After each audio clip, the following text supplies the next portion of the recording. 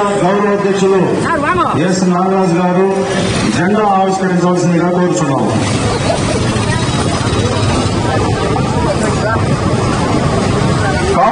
ఐక్యత, కార్మికుల ఐక్యత, కార్మికుల ఐక్యత. APC, APC, APC. May Day, May Day, May Day, May Day.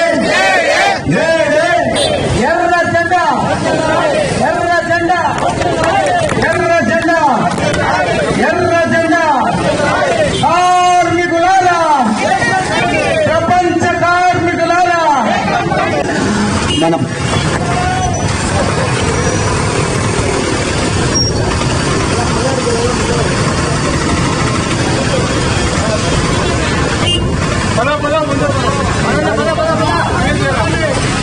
Comrades ఈ యొక్క కార్మిక దినోత్సవ సభ ఈరోజు జరుగుతున్నాం. ఎందుకంటే భోజనంతో మన యొక్క మేడే కార్యక్రమం ముగిస్తున్నాం. కార్మిక నాయకులు కావండి, బిల్డింగ్ కార్మికుల నాయకులు కానివ్వండి, అందరూ కూడా ఈ యొక్క దినోత్సవ సభకు ఇచ్చేశారు. మేడే అంటే మనందరికీ కూడా చాలా మందికి తెలియదు. ఈ రోజు కూడా మన విజయ్ కుమార్ కొన్ని సమాచార విషయాలు చెప్పాడు. అదేవిధంగా మన చంద్ర చెప్పారు, మన గోపి గారు చెప్పారు. నేను చెప్పేది మీరందరూ కూడా మంచిగా కార్మికుల యొక్క సమస్యల పైన అనేక పోరాటాలు చేస్తున్నటువంటి అమెరికా ప్రజా కార్మికులు, ఆడున్నటి చికాగో కార్మికులు అందరూ కూడా కలిసి ఆ కార్యక్రమాలు నిర్వహిస్తా ఉంటే, ఆ కార్యక్రమంలో ఆనాడు బ్రిటిష్ ప్రభుత్వం, ఆనాడు ఉన్నటువంటి బ్రిటిష్ ప్రభుత్వం ఉన్నటువంటి ఇదే వదిలిపెడితే వీరికి కార్మికుల హక్కులు మనం కొనసాగించాలా, కార్మికులు ఇవ్వాల్సినటువంటి జీతభత్యాల వల్ల వాళ్ళు చెప్పిందే మనం వినాలనే ఉద్దేశంతో ఆ రోజు అక్కడ చికాగో నగరంలో మొత్తం పోలీసులు కాల్పులు జరిపారు. తూటాలతో కార్మికులు మొత్తం కూడా చిన్నాభిన్నం చేసి మొత్తం మంది కూడా తుపాకులతో కాల్చి చంపేస్తే మనకున్నటువంటి నాయకులు, ఆడు ఉన్నటువంటి ఆ ఉద్యమాన్ని ఇచ్చిన నాయకులు టోటల్ గా వాళ్ళు వెంటనే మేము చనిపోతే కూడా పర్వాలేదు, మనం ఉద్యమం ఆపకూడదు, మన కార్మికులకి మోసం జరగకూడదు, ఈ జెండా ఎర్ర జెండా కార్మికులకు అండా అనేసి కూడా మీ సందర్భంగా మీకు అందరూ కూడా తెలియజేస్తున్నాం.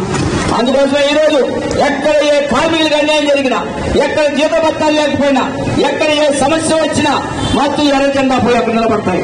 ఎర్ర జెండాకి నేర కింద ఉన్నటువంటి వాళ్ళకి ఎక్కడ కానీ వాళ్ళకి అన్యాయం జరగనేసి కూడా బల్ల బుద్ధి చెప్పదలసిన ధైర్యం, సాహసం మన అందరికీ ఉండాలని కూడా ఈ సందర్భంగా మీకు తెలియజేస్తున్నాం.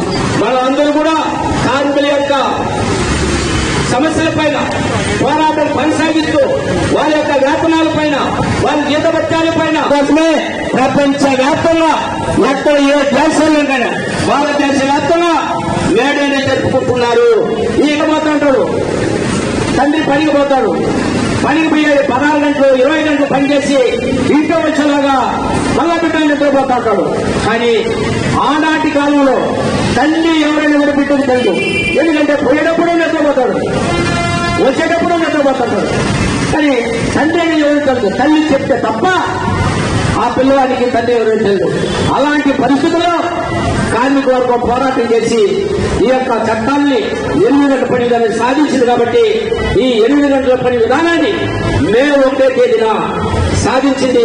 ప్రభుత్వం కూడా తలవెక్కింది, ప్రభుత్వం దిగి వచ్చింది. ఆనాటి ప్రభుత్వం అప్పుడే మేడే మనం జరుపుకుంటున్నాం. అదే ప్రపంచ కార్మికుల ఐక్యత, ప్రపంచ కార్మికులారా, ప్రపంచ కార్మికులారా, ప్రపంచ కార్మికులారా, ఎర్ర జెండా, ఎర్ర జెండా.